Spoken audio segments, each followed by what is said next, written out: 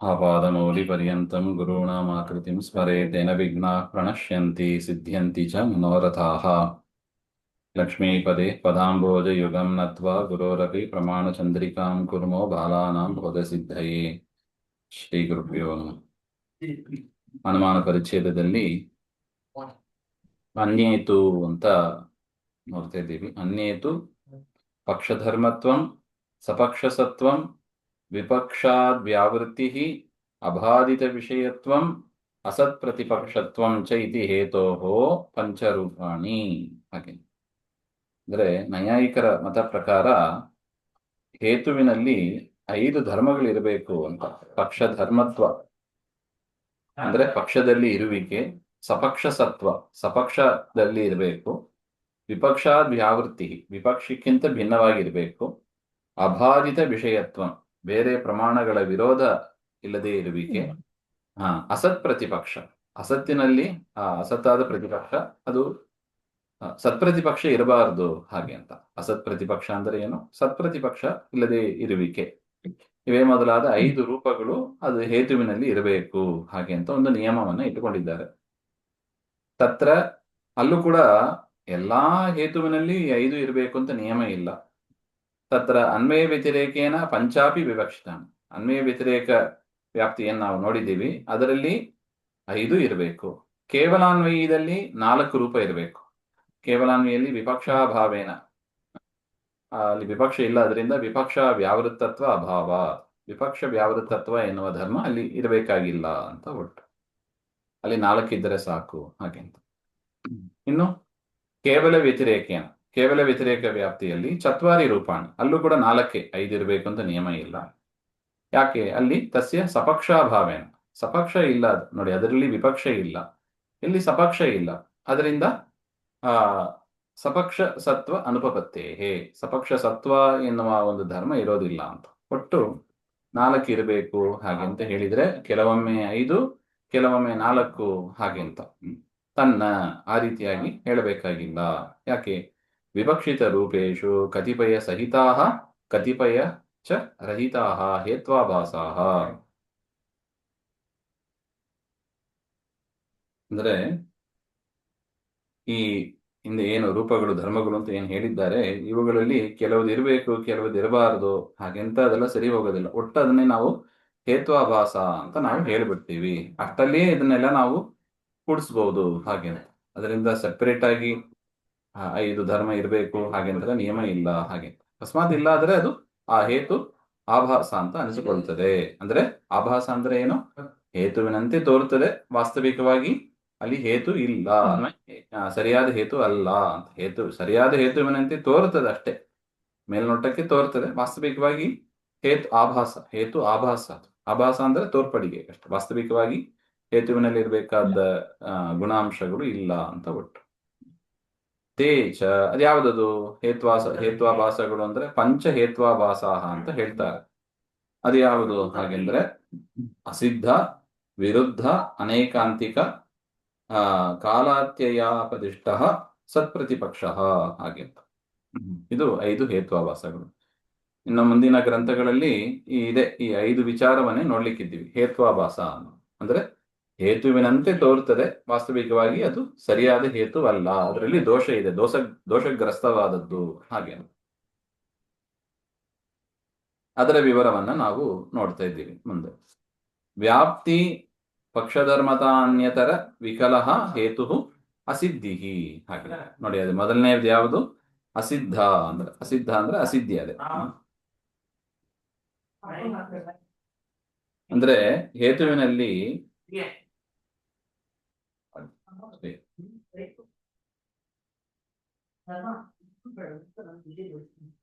ಹೇತುವಿನಲ್ಲಿ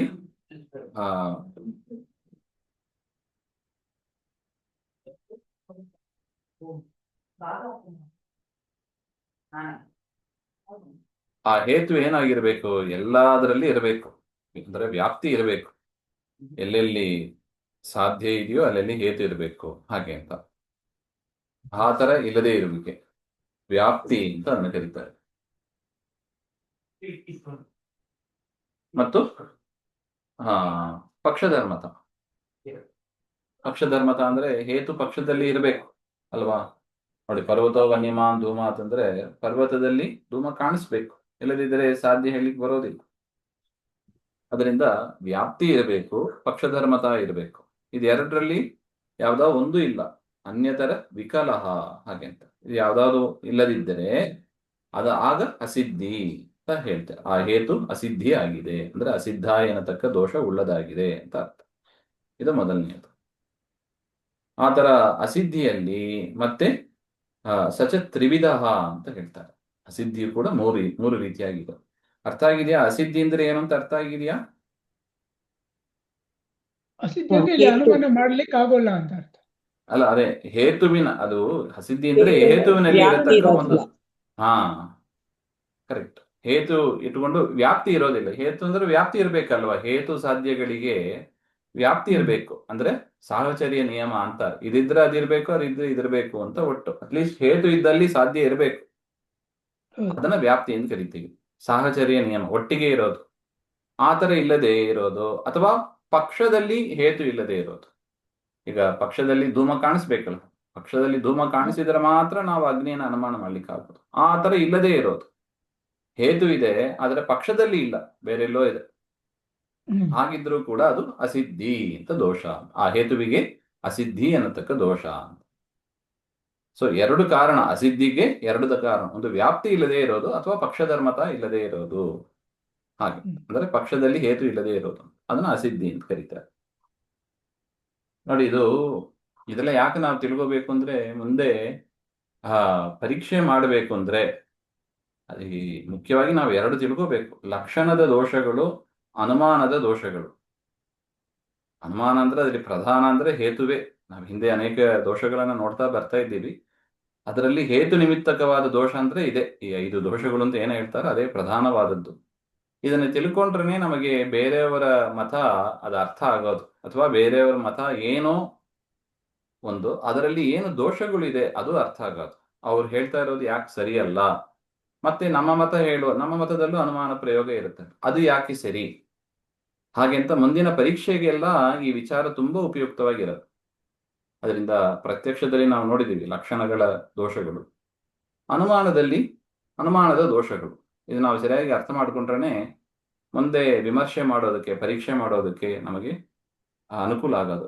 ಅವರು ಹೇಳುವ ನಮಗೆ ಅನುಮಾನದಿಂದ ಬರುವ ಜ್ಞಾನ ಅದು ಸರಿಯೋ ತಪ್ಪೋ, ದೋಷಗ್ರಸ್ತವಾಗಿದೆಯೋ, ಇದೆಲ್ಲ ಪರೀಕ್ಷೆ ಮಾಡಿ ಆಮೇಲೆ ನಾವು ರಿಜೆಕ್ಟ್ ಮಾಡ್ಬೇಕು. ಸುಮ್ಮನೆ ಅವ್ರು ಹೇಳಿದ್ರು ಸರಿಯಲ್ಲ, ನಮ್ಮವ್ರು ಹೇಳಿದ್ರು ಸರಿ, ಆ ಥರ ಇಲ್ಲ. ಇದು ವಿಚಾರಶಾಸ್ತ್ರ. ಇದು ವಿಚಾರ ಮಾಡಿ ಅವ್ರು ಹೇಳಿದ್ರಲ್ಲಿ ಏನೇನು ದೋಷ ಇದೆ, ನಮ್ಮದರಲ್ಲಿ ಯಾಕೆ ಸರಿ, ಹಾಗೆಂತ ವಿಚಾರ ಮಾಡಿ ಆಮೇಲೆ ನಾವು ಅದನ್ನ ಒಪ್ಕೋಬೇಕು. ಹಾಗೆಂತ ವ್ಯಾಲಿಡಿಟಿ, ಬಂದ ನಾಲೆಜು ವ್ಯಾಲಿಡೋ ಇಲ್ಲವೋ, ವ್ಯಾಲಿಡೋ ಇನ್ವ್ಯಾಲಿಡೋ ಹಾಗೆ ಅಂತ ಎಕ್ಸಾಮಿನ್ ಮಾಡೋದಕ್ಕೆ ಈ ಒಂದು ವಿಚಾರಗಳೆಲ್ಲ ಬೇಕಾಗ್ತದೆ. ಹಾಗೆಂತ ಅದರಿಂದ ಹೇಳ್ತಾ ಇರೋದು ಹೇತು ಅದ್ವೈತಿಗಳು ಮಹಾವಾಕ್ಯ ಅಂತ ಹೇಳ್ತಾರಲ್ಲ, ವ್ಯಾಲಿಡೇಟ್ ಮಾಡಕ್ಕೆ ಹೆಲ್ಪ್ ಆಗ್ತದೆ. ಇಲ್ಲದಿದ್ರೆ ಸುಮ್ಮನೆ ಅವ್ರನ್ನೇನೋ ಹೇಳೋದಿಲ್ಲ, ನೀವು ಹೇಳೋದು ಇನ್ವ್ಯಾಲಿಡ್ ಅಂತ ಹೇಳೋ ಆ ಥರ ಇಲ್ಲ ನಮ್ದು. ವಿಚಾರ ಮಾಡಿ ಹೇಳ್ಬೇಕು. ವಿಚಾರ ಮಾಡ್ಬೇಕು ಅಂದ್ರೆ ಅವ್ರು ಹೇಳುವ ಹೇತಿಯಲ್ಲಿ ಅಸಿದ್ಧಿ ದೋಷ ಇದೆ ಅಂತ ಹೇಳ್ತಾರೆ ಅಂತ ಇಟ್ಕೊಳ್ಳಿ. ಅವ್ರು ಕೊಡುವ ಅನುಮಾನದಲ್ಲಿ ಹೇತುವಿಗೆ ಅಸಿದ್ಧಿ ದೋಷ ಇದೆ ಅಂತ. ಆಗ ನಾವು ತಲೆ ಕೆರ್ಕೋತಾ ಇರಬಾರ್ದು, ಅಸಿದ್ಧಿ ಅಂದ್ರೆ ಏನು ಹಾಗೆ ಅಂತ ಯೋಚನೆ ಮಾಡಬಾರ್ದು. ಆಗ ಈ ವಾಕ್ಯಗಳೆಲ್ಲ ಉಪಯೋಗ ಬೀಳುತ್ತದೆ. ಅಟ್ಲೀಸ್ಟ್ ನೋಡಿಯಾರು ನಾವು ಬ್ಯಾಕ್ ಗ್ರೌಂಡ್ ಅದನ್ನ ಇದೇ ಬ್ಯಾಕ್ ಗ್ರೌಂಡ್ ಇದು. ಅಟ್ಲೀಸ್ಟ್ ನೋಡಿಯಾರು ನಾವು ಹೇಳ್ಬೇಕು, ಅಸಿದ್ಧಿ ಅಂದ್ರೆ ಅಲ್ಲಿ ಓದಿದ್ದೀವಿ, ಪ್ರಮಾಣ ಚಂದ್ರಿಕಾದಲ್ಲಿ ಓದಿದ್ದೀವಿ, ಅಲ್ಲಿದೆ ಅಂತ ಅಟ್ಲೀಸ್ಟ್ ತೆಗೆದು ನೋಡಿ ಹೇಳಿಕ್ಕಾರು ಅಸಿದ್ಧಿ ದೋಷ ಬರುತ್ತದೆ ಅಂದ್ರೆ ಏನು ಅಂತ ಹೇಳಿಕ್ ಬರ್ಬೇಕು ನಮಗೆ. ನೋಡಿ, ಅದೇ ವ್ಯಾಪ್ತಿ ಪಕ್ಷಧರ್ಮತ ಅನ್ಯತರ ವಿಕಲಃ ಹೇತು ಅಸಿದ್ಧಿ ಅಂತ ಅಷ್ಟೇ ಹೇಳಕ್ ಬರ್ಬೇಕು. ವ್ಯಾಪ್ತಿ ಇಲ್ಲದೆ ಇರಬಹುದು, ಅಥವಾ ಪಕ್ಷಧರ್ಮತ, ಪಕ್ಷದಲ್ಲಿ ಇರಬೇಕು ಆ ಹೇತು, ಆ ಪಕ್ಷಧರ್ಮತ ಇಲ್ಲದೆ ಇರುವುದು, ಅಂತ ಹೇತುವನ್ನ ಅಸಿದ್ಧಿ ಅಂತ ಕರೀತಾರೆ. ಸ್ಪಷ್ಟ ಆಯ್ತಾ? ಸಚ ತ್ರಿವಿಧ, ಆತರ ಅಸಿದ್ಧಿ ದೋಷ 3 ವಿಧವಾಗಿ ಇದೆ. ಮತ್ತೆ ವಿಭಾಗ: ಆಶ್ರಯ ಅಸಿದ್ಧ, ಸ್ವರೂಪ ಅಸಿದ್ಧ, ವ್ಯಾಪ್ಯತ್ವ ಅಸಿದ್ಧ ಅಂತ 3 ಇದೆ. ಹಾಗೆ ಈ 3 ಎಕ್ಸ್ಪ್ಲೈನ್ ಮಾಡ್ತಾರೆ. ಮೊದಲಿರೋದು ಯಾವುದು? ಆಶ್ರಯ ಅಸಿದ್ಧ. ಆಶ್ರಯ ಅಸಿದ್ಧದಲ್ಲೂ ಕೂಡ ಮತ್ತೆ 2 ವಿಭಾಗ ಇದೆ: ಅಸದಾಶ್ರಯ, ಸಿದ್ಧ ಸಾಧಕಶ್ಚ. ಹಾಗೆ ಅಸದಾಶ್ರಯ ಅಂತ ಒಂದು, ಸಿದ್ಧ ಸಾಧಕ ಅಂತ ಒಂದು. ಅದೇನದು ಆಶ್ರಯ ಅಸಿದ್ಧ ಅಂದ್ರೆ ಏನು ಅಂದ್ರೆ ನೋಡಿ ಸ್ಪಷ್ಟ ಆಗ್ತದೆ. ಆದ್ಯ ಒಂದು ಉದಾಹರಣೆ ನೋಡಿ. ಆ ಗಗನಾರವಿಂದಂ ಸುರಭಿ ಅರವಿಂದತ್ವಾತ್ ಸರೋಜ ಅರವಿಂದವತ್ ಹಾಗೆ. ಅಂದ್ರೆ ಈ ಅನುಮಾನದಿಂದ ಏನ್ ಹೇಳಿದ್ರು? ಆಕಾಶದ ಕಮಲ, ಆಕಾಶದ ಕಮಲ ಇದಲ್ವಾ, ಅದು ಸುರಭಿ, ಅದು ಒಳ್ಳೆ ಪರಿಮಳಯುಕ್ತವಾಗಿದೆ. ಕಮಲದಲ್ಲಿ ಕಮಲದ ವಾಸನೆ ಇರುತ್ತದೆ. ಅದರಿಂದ ಈ ಆಕಾಶದ ಕಮಲ ಇದೆ ನೋಡಿ, ಅದು ಭಾರಿ ಸುಗಂಧ ಭರಿತವಾದದ್ದು. ಯಾಕೆ? ಅದು ಕೂಡ ಅರವಿಂದತ್ವಾತ್, ಅದು ಕೂಡ ಒಂದು ಕಮಲದಂತೆ. ಸರೋಜ ಅರವಿಂದವತ್. ಈ ಸರೋವರದಲ್ಲಿ ಇದೆ ನೋಡಿ, ಈ ಭೂಮಿಯಲ್ಲಿ ಸರೋವರದಲ್ಲಿ ಇರತ್ತಲ್ವಾ ಕಮಲ, ಅದರಂತೆ ದೃಷ್ಟಾಂತ ಇದೆ. ವಾಸ್ತವಿಕವಾಗಿ ಗಗನದಲ್ಲಿ ಅರವಿಂದ ಇದೆಯಾ? ಇಲ್ಲ.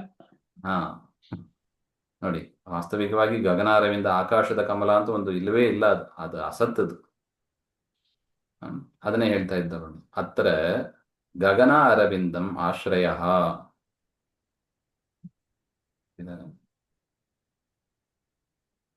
ಅತ್ರ ಗಗನಾರವಿಂದಂ ಆಶ್ರಯ ಸಚ ನಾಸ್ತಿ ಏವ. ಅಂದ್ರೆ ಇಲ್ಲಿ ಆಶ್ರಯ ಅಂದ್ರೆ ಯಾವುದು? ಗಗನಾರವಿಂದ, ಆಕಾಶದ. ಅಲ್ಲಿ ತಾನೇ ನಾವು ಆಶ್ರಯ ಅಂದ್ರೆ ನೋಡಿ, ಅದಲ್ಲಿ ಸುರಭಿ ಇದೆ ಅಂತ ಹೇಳ್ತೀವಿ, ಅದೇ ಆಶ್ರಯ. ಅರವಿಂದತ್ವ ಇದೆ, ಸುರಭಿ ಇದೆ. ಆಶ್ರಯ ಅಂದ್ರೆ ಅದೇ. ಯಾವುದಕ್ಕೆ ಆಶ್ರಯ? ಈಗ ಭೂಮಿ ಆಶ್ರಯ ಯಾವುದಕ್ಕೆ ಆಶ್ರಯ? ಈ ಜೀವ ಜಡರಿಗೆಲ್ಲ ಆಶ್ರಯವಾಗಿದೆ ಅಂತ ಹೇಳ್ಬೋದು. ಅದೇ ತರ ಆ ಪಕ್ಷ ಅಂತ ಆದ್ರೆ ಏನಾಗಿರ್ಬೇಕು? ಅದು ಆಶ್ರಯ ಆಗಿರ್ಬೇಕು. ಯಾವುದಕ್ಕೆ? ಸಾಧ್ಯಕ್ಕೂ ಹೇತುವಿಗೂ ಆಶ್ರಯವಾಗಿರ್ಬೇಕು. ಆ ಸಾಧ್ಯವೂ ಹೇತುವು ಇಲ್ಲ ಅಂತ ಅಲ್ಲಿ ಇಲ್ಲ ಅಂತ ಆದ ಮೇಲೆ ಆಶ್ರಯ ದೋಷ ಬರುತ್ತದೆ ಅಲ್ವಾ? ನೋಡಿ, ಗಗನಾರವಿಂದದಲ್ಲಿ ಆಕಾಶದ ಕಮಲ ಸಚ ನಾಸ್ತಿ ಏವ, ಆ ತರ ಒಂದು ಪದಾರ್ಥನೇ ಇಲ್ಲ.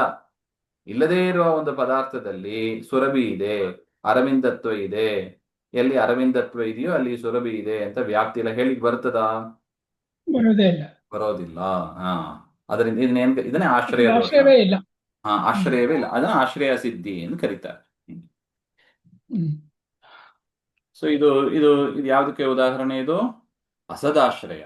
ಅಸತ್ತಾದ ಒಂದನ್ನ ಆಶ್ರಯ ಅಂತ ನೀವು ಹೇಳ್ತಾ ಇದ್ದೀರಿ ಅಂತ ಅರ್ಥ. ಅಸತ್ತಾದ ಅಂದ್ರೆ ಇಲ್ಲದೇ ಇರುವ ಒಂದನ್ನ ನೀವು ಆಶ್ರಯ ಅಂತ ಈ ಅನುಮಾನದಲ್ಲಿ ಹೇಳ್ತಾ ಇದ್ದೀರಿ. ಮೇಲ್ನೋಟಕ್ಕೆ ನೋಡಿ ಹೇತು ಕಾಣಿಸ್ತಾ ಇದೆ, ಅರವಿಂದತ್ವ ಸರಿಗಿದೆ ಅಂತ ಅನಿಸ್ತದೆ ಮೇಲ್ನೋಟಕ್ಕೆ. ಆದ್ರೆ ಪರೀಕ್ಷೆ ಮಾಡಿದ್ರೆ ಗೊತ್ತಾಗ್ತದೆ ನೋಡಿ, ಈ ಅನುಮಾನದಲ್ಲಿ ಏನ್ ದೋಷ ಇದೆ? ಅಸದಾಶ್ರಯ ಎನ್ನುವ ದೋಷ ಇದೆ. ಯಾಕೆ? ಗಗನಾರವಿಂದ ಅದು ಅಸತ್, ಅದು ಇಲ್ಲವೇ ಇಲ್ಲ ಅದು. ಅದರಿಂದ ಹೇತು ಅಸದಾಶ್ರಯ ಎನ್ನುವ ದೋಷದಿಂದ ಗ್ರಸ್ತವಾಗಿದೆ ಅಂತ ಅರ್ಥ. ಇನ್ನು ಎರಡನೆಯದು ಯಾವುದು? ಸಿದ್ಧ ಸಾಧಕಶ್ಚ ಹಾಗೆ ಅಂತ ಒಂದು. ಸಿದ್ಧ ಸಾಧಕ ಅಂದ್ರೆ ಏನು? ಸಿದ್ಧವಾದದ್ದನ್ನೇ ಸಾಧನೆ ಮಾಡೋದು. ಅಂದ್ರೆ ನಾವು ಹಿಂದೆನೆ ನೋಡಿದ್ದೀವಿ, ಅನುಮಾನ ಯಾವತ್ತೂ ಕೂಡ ಗೊತ್ತಿಲ್ಲದ ಡೌಟ್ಫುಲ್ ಆಗಿರೋದನ್ನ ಹೇಳಬೇಕು, ಗೊತ್ತಿದ್ದದನ್ನೇ ಹೇಳಬಾರದು. ಅದು ಹಾಗೆ ಅಂತ ನೋಡಿ. ಈ ಈಶ್ವರವಾದಿ ನಮ್ಮ ಪ್ರತಿ ಹಿಂದೆನೆ ನಾವು ನೋಡಿದ್ದೀವಿ, ಯಾರು ದೇವರನ್ನ ಒಪ್ಪುತ್ತಾರೆ ಅವರನ್ನ ಕುರಿತು ಕ್ಷಿತ್ಯಾದಿಕಂ ಸಕರ್ತೃಕಂ, ಈ ಭೂಮಿಯಿಂದ ಮೊಳಕೆ ಬರ್ತದೆ, ಅದು ಒಂದು ಕಾರ್ಯ ಅಂತ ಆಗಬೇಕು ಅಂದ್ರೆ ಅದಕ್ಕೆ ಒಬ್ಬ ಕರ್ತೃ ಅಂತ ಇರಬೇಕು. ಕ್ಷಿತ್ಯಾದಿಕಂ ಸಕರ್ತೃಕಂ ಅಥವಾ ಕ್ಷಿತ್ಯಂಕುರಾದಿಕಂ ಸಕರ್ತೃಕಂ ಅಂತ ಹೇಳ್ಬೋದು. ಭೂಮಿಯಲ್ಲಿ ಬೀಜ ಬಿತ್ತಿದ್ರೆ ಅಂಕುರ ಬರ್ತದೆ ನೋಡಿ, ಕ್ಷಿತ್ಯಂಕುರಾದಿಕಂ ಅಂತಾನೆ ಹೇಳ್ಬೋದು. ಅದು ಏನಾಗಿದೆ? ಅದೊಂದು ಕಾರ್ಯ. ಅದು ಬೀಜ ಬಿತ್ತಿದ್ರೆ ಮೊಳಕೆ ಬರ್ತದೆ, ಅದು ಕಾರ್ಯ. ಅದು ಆ ಕಾರ್ಯ ಇದೆ ಅಂದ್ರೆ ಅದಕ್ಕೊಬ್ಬ ಕರ್ತೃ ಇರಬೇಕು, ಕರ್ತೃವಿನಿಂದ ಸಹಿತವಾಗಿದೆ ಆಗಿರ್ಬೇಕು. ಯಾಕೆ? ಕಾರ್ಯತ್ವ ಪಟವತ್. ಹೇಗೆ ಬಟ್ಟೆ ಇದೆ ಅಂದ್ರೆ ಅದನ್ನು ಹೊಲದವರು ಒಬ್ರು ಇರಲೇಬೇಕು, ಹಾಗೆ ನೇಕಾರರು ಇರಬೇಕು, ಹಾಗೆ. ಅತ್ರ ಸಾಧ್ಯಸ್ಯ ವಿನಿಶ್ಚಿತತ್ವೇನ, ಇಲ್ಲಿ ನೋಡಿ ಸಾಧ್ಯ ಏನಾಗಿದೆ? ನಿಶ್ಚಯ ಆಗಿದೆ. ಅವನು ಈಶ್ವರವಾದಿ, ಅವನು ಅವನಿಗೆ ಡೌಟೇ ಇಲ್ಲ ಅವನಿಗೆ. ಅಂತವನ ವಿಷಯದಲ್ಲಿ ಹೋಗಿ ಕ್ಷಿತ್ಯಾದಿಕಂ ಸಕರ್ತೃಕಂ ಅಂತ ಹೇಳಿದ್ರೆ ಪಕ್ಷೆ ಸಾಧ್ಯ ಸಂದೇಹ ಅನುಪಪತ್ತವು. ಪಕ್ಷದಲ್ಲಿ ಸಾಧ್ಯ ಇದೆಯೋ ಇಲ್ಲವೋ ಅಂತ ಅವನಿಗೆ ಸಂದೇಹವೇ ಇಲ್ಲ, ಅವನಿಗೆ ಡೆಫಿನೆಟ್ ಆಗಿದೆ. ಅಂತವರ ಹತ್ರ ಹೋಗಿ ಈ ಅನುಮಾನ ಪ್ರಯೋಗ ಮಾಡಿದರೆ, ಅನುಮಾನ ಯಾವಾಗ ಪ್ರಯೋಗ ಮಾಡಬೇಕು? ಡೌಟ್ ಇದ್ದಾಗ ಮಾತ್ರ. ಪಕ್ಷದಲ್ಲಿ ಸಾಧ್ಯ ಇದೆಯೋ ಇಲ್ಲವೋ ಅಂತ ಡೌಟ್ ಇದ್ದಾಗ ಮಾತ್ರ ಪ್ರಯೋಗ ಮಾಡಬೇಕು. ಪಕ್ಷೇ ಸಾಧ್ಯ ಸಂದೇಹ ಅನುಪಪತ್ತವು, ಪಕ್ಷದಲ್ಲಿ ಸಾಧ್ಯ ಇದೆ ಅಂತ ಸಂದೇಹವೇ ಇಲ್ಲ ಅವನಿಗೆ, ಅಂತವನ ಹತ್ರ ಹೋಗಿ ಸಾಧ್ಯವತಃ ಪಕ್ಷಸ್ಯ ಅಭಾವಾತ್ ಆಶ್ರಯ ಸಿದ್ಧಿ ಬೋಧ್ಯ, ಅಂತವರ ಹತ್ರ ಹೋಗಿ ನಾವು ಅನುಮಾನವನ್ನು ಹೇಳಿದರೆ ಅದು ಆಶ್ರಯ ಅಸಿದ್ಧಿ ಎನ್ನುವ, ಅಂದ್ರೆ ಸಿದ್ಧ ಸಾಧಕ, ಸಿದ್ಧ ಸಾಧಕ.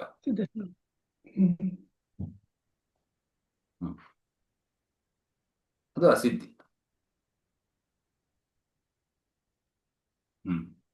ಸಿದ್ಧ ಸಾಧಕ ಎಂಬುದು ಅದು ಆಶ್ರಯ ಅಸಿದ್ಧಿ. ಯಾಕೆ? ಅದು ಪಕ್ಷ ಅಂತ ಎನಿಸ್ಕೊಂಡೇ ಇಲ್ಲ. ಅದು ಪಕ್ಷ ಅಂತ ಅನಿಸ್ಕೋಬೇಕಂದ್ರೆ ಡೌಟ್ ಇದ್ರೆ ಮಾತ್ರ ಅವನಿಗೆ ಸಂದೇಹ, ಅದು ಪಕ್ಷ ಅಂತ ಆಗ್ತದೆ. ಅವನಿಗೆ ಡೌಟೇ ಇಲ್ಲ, ಅದರಿಂದ ಅದು ಪಕ್ಷ ಅಂತಾನೆ ಆಗೋದಿಲ್ಲ ಅಂತ ಅನಿಸಲ್ಲ. ಅದರಿಂದ ಆಶ್ರಯ ಅಸಿದ್ಧಿ ಅಂತ, ಸಿದ್ಧ ಸಾಧಕ ಆಶ್ರಯ ಸಿದ್ಧಿ ಅಂತ ಒಟ್ಟು. ಮುಂದೆ ಸ್ವರೂಪ ಸಿದ್ಧಿ ಅಂತ ಇದೆ, ಮುಂದೆ ನೋಡ. ಶ್ರೀಮಧ್ವಾಂತರ್ಗತ ಶ್ರೀಕೃಷ್ಣ ಆತ್ಮ ಶ್ರೀ ಹರೇ.